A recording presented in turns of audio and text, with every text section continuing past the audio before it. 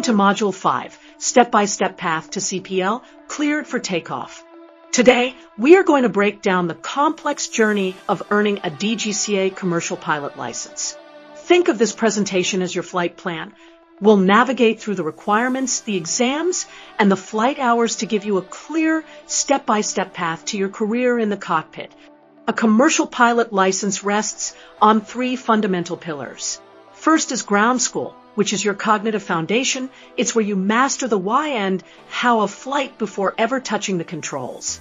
Second are the DGCA examinations, the regulatory gatekeepers that validate your knowledge.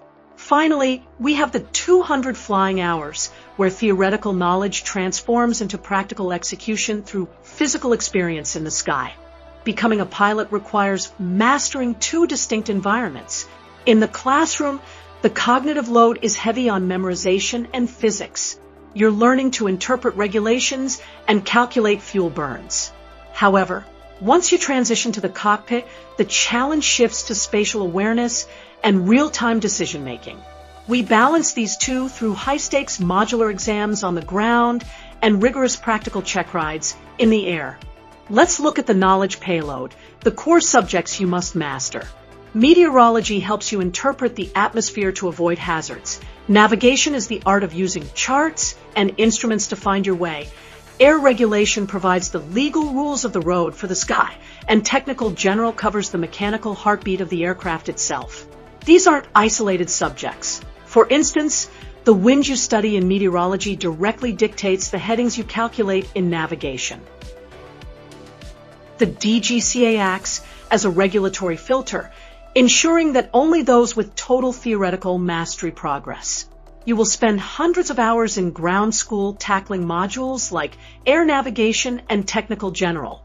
Only after passing these rigorous exams are you legally cleared to move toward your final certification, ensuring that every student pilot is a safe and knowledgeable operator.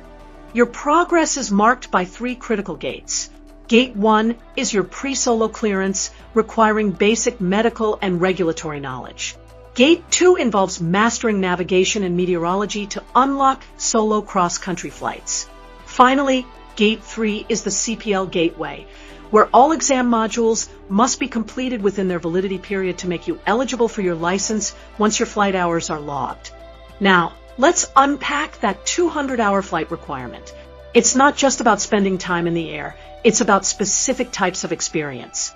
You'll need pilot in command time to prove you can lead, cross-country time for long-distance navigation, and specialized training in night flying and instrument time, where you learn to fly using only the dashboard displays when visibility is 0.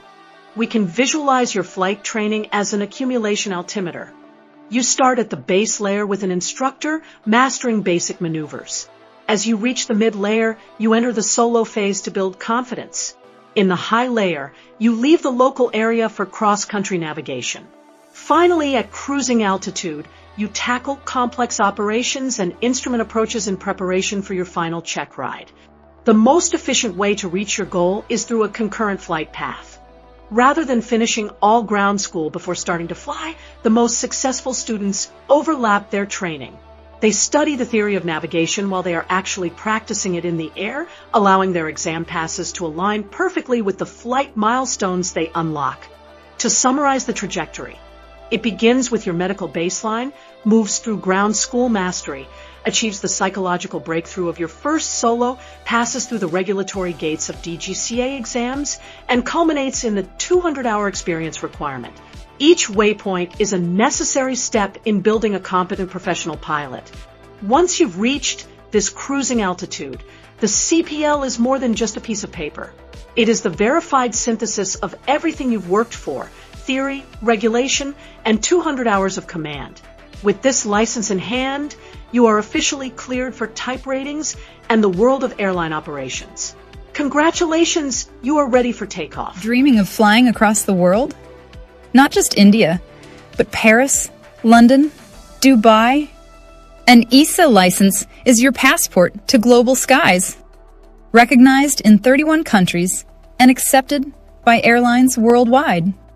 Train in Europe with modern aircraft, multicultural exposure, and the world's highest safety standards. And yes, you can always convert back to DGCA if you choose to return. Confused about costs, universities, or visa process? We're here to help for free. Hurry! Click the link below to register for your free one-on-one consultation today. Limited seats available. Your global cockpit awaits. Worldwide.